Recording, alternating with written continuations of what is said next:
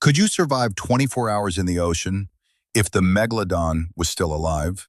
Think back to the last time you were in the sea with the water up over your shoulders.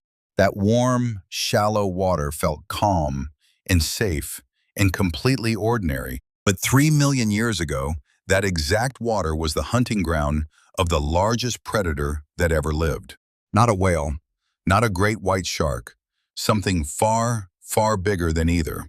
A shark as long as a bus, with a bite that could crush a car. So for one day, imagine it never went extinct, and you have to share its ocean. Because by the end, you will learn the one surprising thing that killed it, and why that should frighten you more than the shark ever could. First, you need to understand exactly what you are in the water with. Its name is Megalodon, and for 20 million years, it was the undisputed ruler of every sea. Picture a great white shark, the animal that already haunts every swimmer's nightmares. Now make it 3 times longer. A large megalodon stretched around 50 to 60 feet from nose to tail. That is longer than a school bus, and it is only just getting started. It weighed as much as 65 tons, roughly the weight of 10 adult elephants. It is hour 1 of your day, and you are floating over deep, dark, open water. Somewhere far beneath your feet, a shadow the size of a boat is already moving. You cannot see it, but it can absolutely see you. And to picture its mouth, you have to forget the shark you are imagining. Its jaws opened almost 2 meters wide, well over 6 feet across. It could have swallowed a grown person whole, without ever closing its teeth. And inside that mouth sat more than 250 teeth in 5 stacked rows. Each front tooth was the size of your entire hand. The largest megalodon tooth ever found is nearly 7 inches long, 3 times the size of a great white's, and built not to slice, but to shatter bone. These very teeth still wash up on beaches all around the world today. Every ocean on Earth, except the frozen waters of Antarctica, once held them. So on almost any coast you have ever visited, you would have been inside its range. And right now, in this scenario, you are just a small, warm shape on the surface, which is exactly the kind of shape it spent 20 million years learning to hunt. By late morning, you feel it before you see it, a pressure wave, and then a shadow. And this is where you learn how the megalodon actually killed. A great white bites the soft underbelly of its prey, then backs off and waits for it to weaken. The megalodon did not wait. It drove straight into the chest, the heart and the lungs, biting clean through the rib cage. We know this besides its bite marks are still frozen into fossilized whale bones. Yes, whale bones. The megalodon's favorite meal was not fish and not seals. It was whales. It hunted animals the size of buses, and it won, again and again and again. Now measure the force behind that bite. Scientists estimate its jaws could clamp down with over 180,000 newtons. That is the strongest bite of any animal that has ever lived, on land or in the sea. Roughly 10 times harder than a great white can bite, hard enough to crush a car or to snap a small boat clean in 2. To this animal, your rib cage is not a challenge. It is not even a meal. You are barely a mouthful, and that is the only reason it might leave you alone. You are simply too small to be worth the energy of the hunt. But might leave you alone is a very thin thread to hang your life on, because a curious megalodon does not gently nibble to find out what you are. It takes one test bite, and there is no second half to your day. It is midday now, and you have survived only because nothing has chosen to look closely. So you turn and swim for the shallows, for the coast, thinking it must be safer. It is not safer. In the megalodon's world, the shallows are the worst place of all, because the warm, coastal shallows were the nursery. The megalodon did not give birth out in the cold, open deep. It came into warm, shallow coastal bays, exactly like the ones we swim in every summer. Scientists have found its nursery grounds off Florida, off Panama, and in the Canary Islands. The gentle beaches where children paddle today were where baby megalodons were born.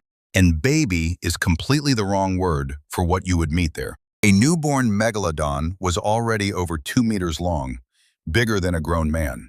It entered the world larger than you are, right now, reading this. So the shallow water you fled to for safety is not empty.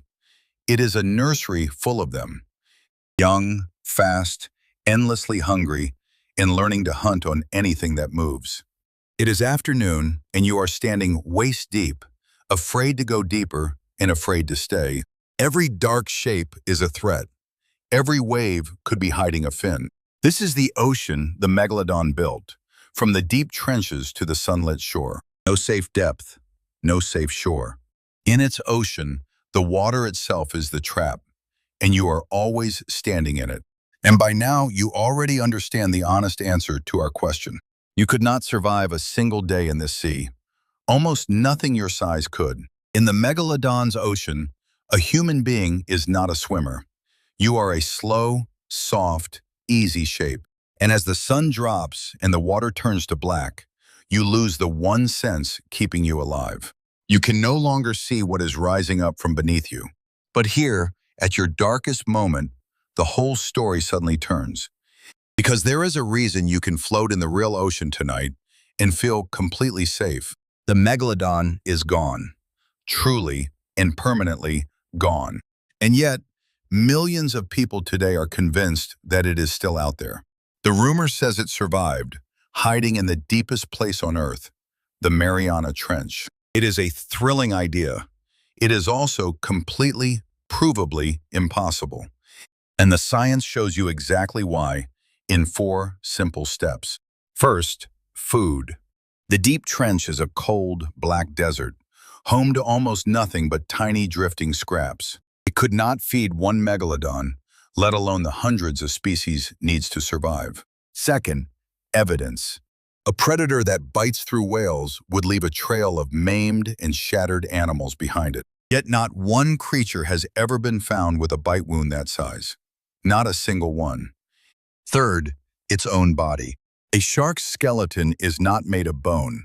It is cartilage, soft and bending. Under the crushing pressure of the deep trench, a megalodon's body would simply collapse.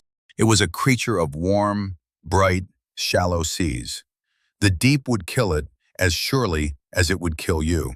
And fourth, you cannot hide an entire species. To survive, there would need to be hundreds of them, breeding, feeding, and rising up to hunt. A single one is impossible to miss. A whole living population could never stay a secret. So where did this powerful myth even come from?